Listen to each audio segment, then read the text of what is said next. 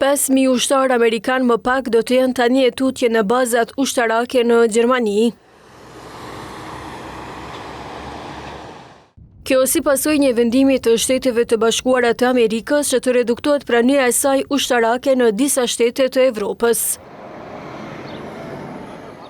Ky vendim i administratës Trump shënon një prej qarjeve të mëdha të raporteve mes SBA-s dhe NATO-s, që nga pas lufta, prezenca e ushtrisë së NATO-s në Kosovë është e përhershme.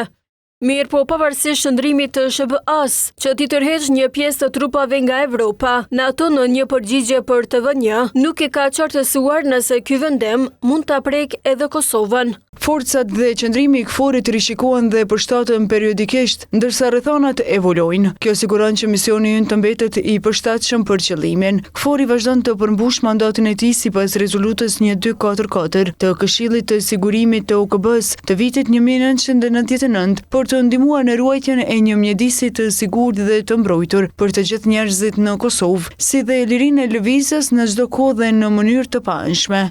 Rrjedhimisht në këtë përgjigje NATO thekson se me praninë e saj në Kosovë krijohen kushte për paqe.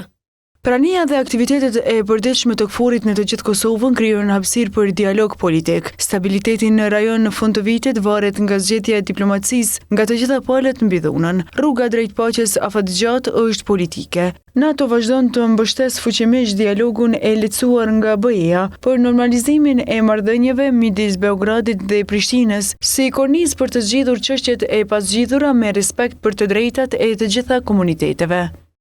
Çdo ndryshim eventual sa i përket prezencës së NATO-s konsiderohet se rrjedh nga interesat strategjike të Shteteve të Bashkuara të Amerikës.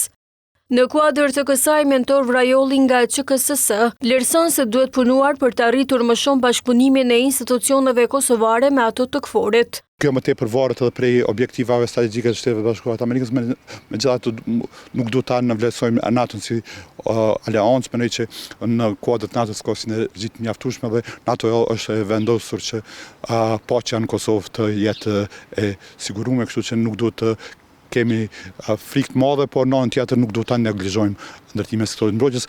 Duhet të arrijmë ndoshta të rysnin edhe për të rritur sinergjinë me misionin e KFOR-it në Kosovë. Mundësia për reduktim të ushtrisë amerikane është theksuar edhe për Italinë e Spanjën.